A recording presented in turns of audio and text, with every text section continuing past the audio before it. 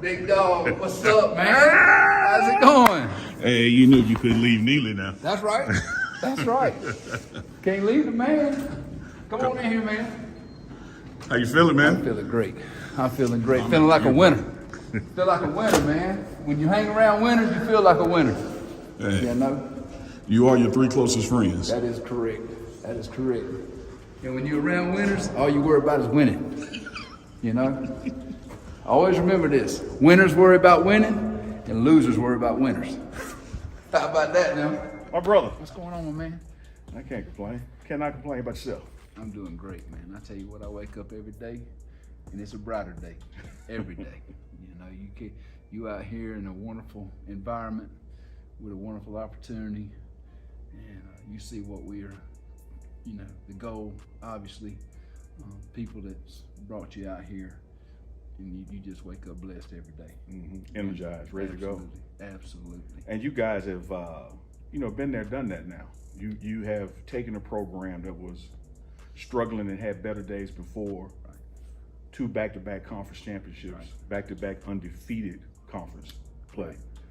So it's a core group that came from Jackson State. Absolutely. Well, I'll tell you what, you know, the most important thing when you're building a team, and I'm talking about a team of coaches right now, is you have to have people you trust. And Coach Prime is a big trust guy. He wants people around him that he trusts and that he knows are competent in their job, not just competent, but are able to excel at their job.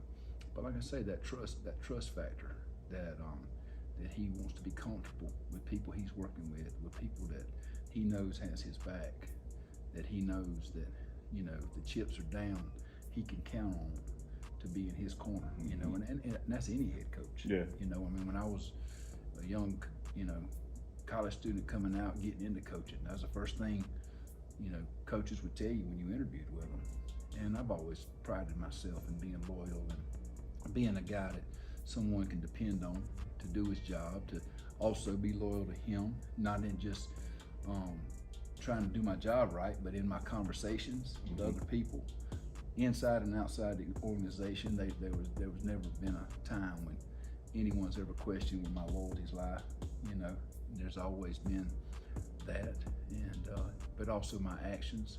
You know, my actions to support his dream, his vision, his goals, and to make sure that I'm doing things that are going to help us be successful. You know, when I was a young coach, I went to a clinic. It's kind of ironic, but I was at Florida State, and Coach Bobby Bowden was talking, and Coach Bobby Bowden told all of us assistant coaches. He said, I tell my assistant coaches this every year when we get ready to start the season.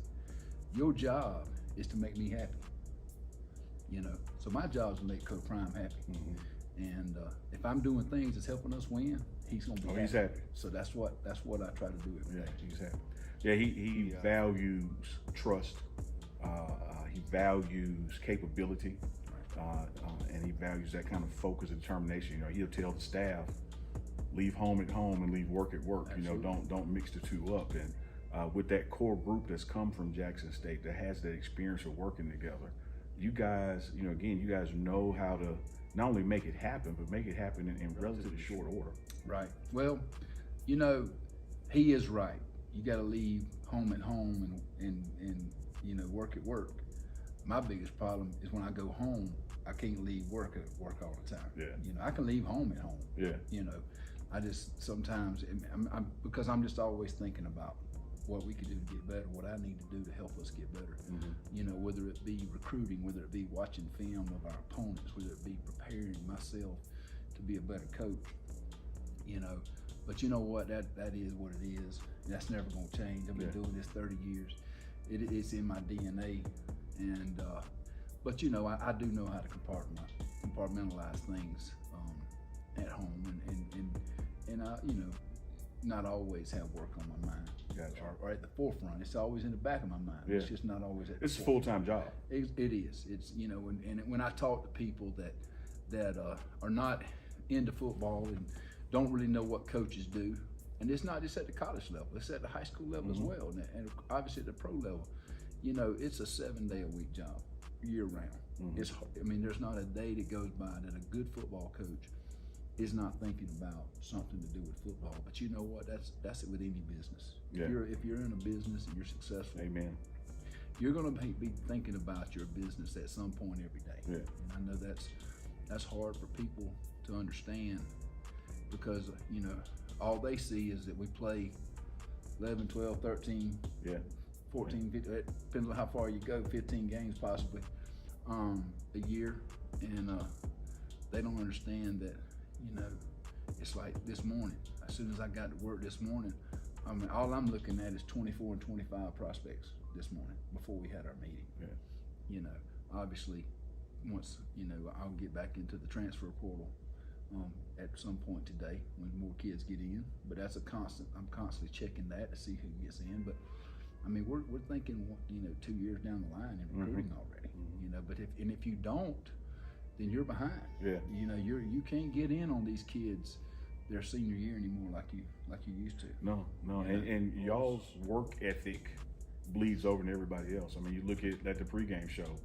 I can't shut it down because you guys don't shut it down. Right. And folks see the outcome of the content, but they don't see the hours that go into it and the relationships built and the trust factor and the communication. And that's not just with Coach Prime, but just with all the staff members. Yeah. That folks have to work together to accomplish what you see. So when you see that win out there, that didn't just happen in that 60 minutes of the game. That was 6 months before that game. Well, you know, I got asked the question this weekend, what time my day starts. I said, man, I leave about 5:30 to come up here, you know, and what time do you get off? Well, when I get off. Yeah. it's 5:30 until, and you know, it's just one of those deals where, you know, you don't really have hours. You know, I posted something the other day that was a line from a Young Dolph song. Yeah. But it was basically like, saying, I've never punched a clock. Yeah. You know, and I haven't punched a clock. No. I've always been a coach where, you know, you got there early and you got off when you got off. Yeah. When the job was done that day. So I've never had an 8 to 5. Never been in a situation like that. Yeah. And I wouldn't know how to act. Yeah. I've never been in situations where my pay or my increase wasn't attached to my work. Right. You know, some folks, and God bless them, you show up and do nothing, you get the same thing. Right. You know, my environment is, now if I get it, I got to get it. That's right. It's like I got to get after it. Nobody's going Absolutely. to hand it to you. You know, you guys, again, that core group that's transitioned from Jackson State to here, you know, in the coaching world, that ain't nothing new. And to fans, you know, so, they left. Right. I know personally that you guys loved your time in Jackson. Right. You know, and I know personally and professionally that you guys, whatever you accomplish going forward is always attached to what started at Jackson State together. Speak on your time, you know, at Jackson State and what that meant to you. Well, you know, I went to Jackson and I bought a home there. I've got a home that's there now, and I didn't want to just, I wanted to feel like it was a place that I could call home, and it was very quickly for me. You know, of course, the moment we stepped on campus, there was always rumors floating around about when Coach Prime was going to leave. Because you know, there was every time a job came open, ESPN would put his name in the category, and rightfully so. He earned that right, and you know, I felt like as a staff we earned that right to be mentioned in those conversations. But you know, it was always a deal where I was like, man, you know, I really enjoy living here. I really enjoy what we're doing. So, I mean, if something happens that allows us to you know, quote unquote move up, then you know that's just God's plan. But in the meantime, I'm gonna enjoy my time here. I'm gonna enjoy living here. I've got a lot of good friends in Jackson. A lot of good friends. I mean, people ask me all the time, "Are you ever, when you sell your house, are you ever going to go back?" Of course. I mean, I really made some really good friends there that I want to keep in contact with, and you know, I want them to continue being a part of my life. I want to continue being a part of theirs, and you know, and I'm going to tell you something. As far as a fan base, and as far as just a group of people welcoming me as a coach, as a person. It was wonderful. Yeah. I mean, it was wonderful. I mean, you had people that just, they really appreciated the job we did, and I appreciated their support. I appreciated how they welcomed us and how they cheered us, and I understand that there's always hurt feelings when transition occurs. But you know what? As time passes by, feelings go away, and people start to understand decisions that were made. Sure. And they start to appreciate. Well, you know what? I wanted them to stay longer and everything, but I appreciate what they did when they were here, and it's the same way for us.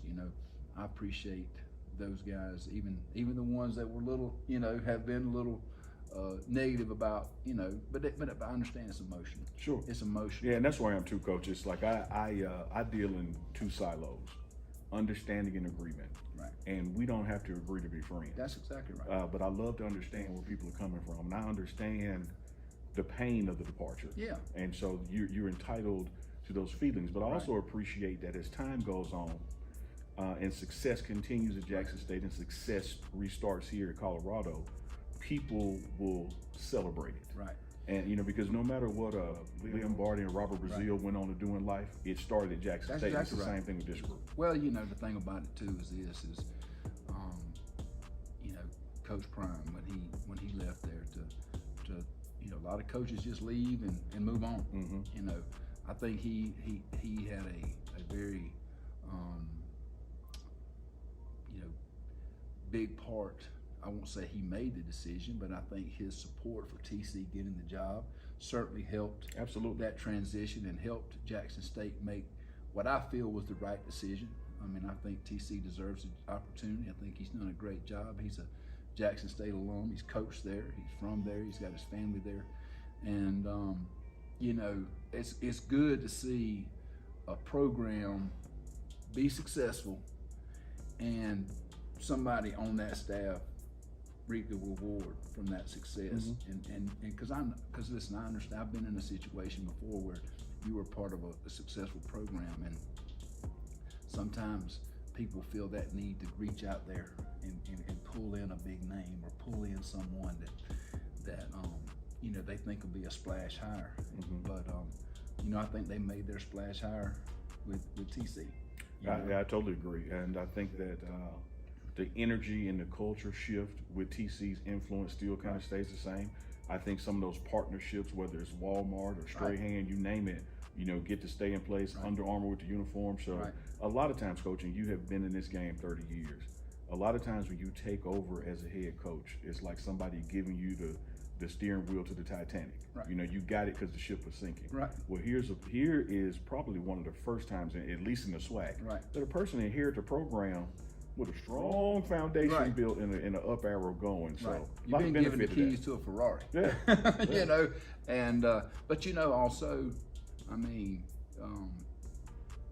TC, like I say, Coach Prime cares a lot about TC. TC obviously cares a lot about Coach Prime. So having that relationship still going is going to be beneficial for Jackson State as well. Going to be huge because that's just good business. Let's talk about Pollock at CU. What are some of the things that you talked about? You managing that portal and being that special assistant, Coach Prime. What are some of those things that you're going to be doing here with your talents for the Colorado program? Well, I'm going to be assisting with the offensive side of the football in any way that Sean wants me to, our offensive coordinator.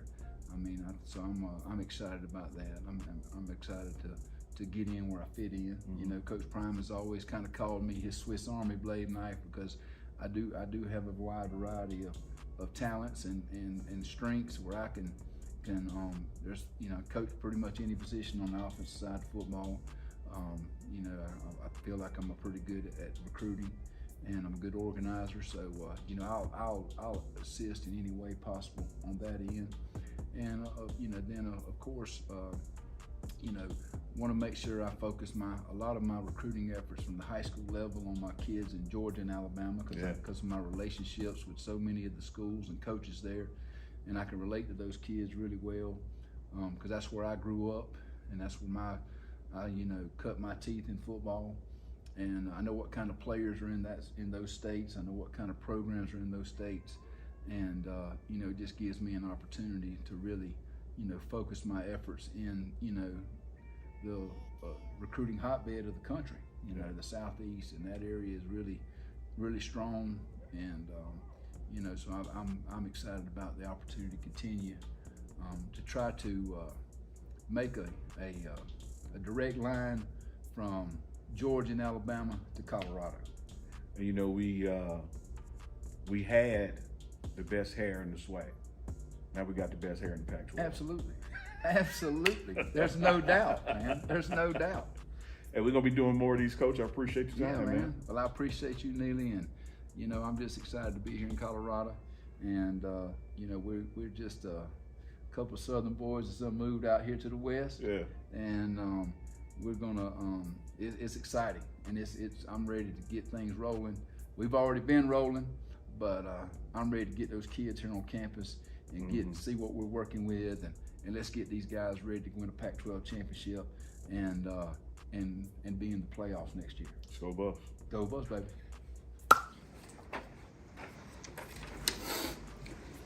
We're going to find some players. We're looking for dogs right now. Hey, if you're in Georgia and Alabama, we're coming. We're coming to get you. We're gonna bring you out here, out west. Once we get you out here, you ain't going back.